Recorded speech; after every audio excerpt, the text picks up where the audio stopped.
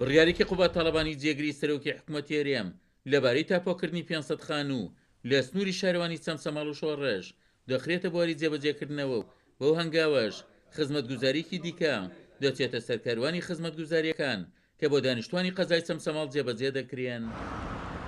کۆناغی تاپۆکردنی خانوەکانی سنووری قەزای چەمچەماڵ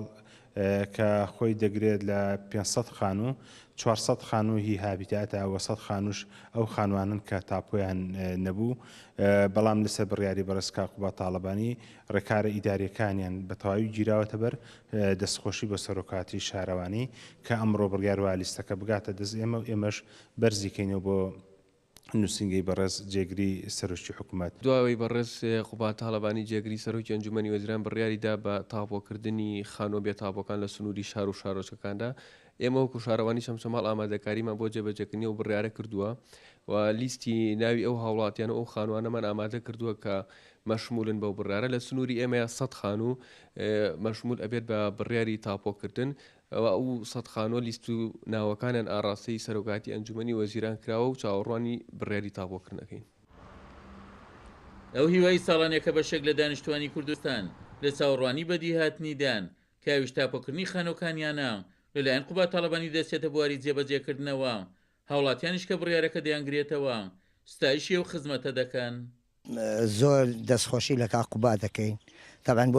ئەم بڕیاری کە دەری کردووە ئەم خانوانە تقریبان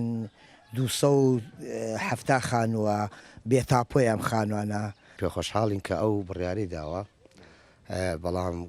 ئینشاءڵڵا ئەگە کا قوبات ئەو بڕیاری کە داوێتی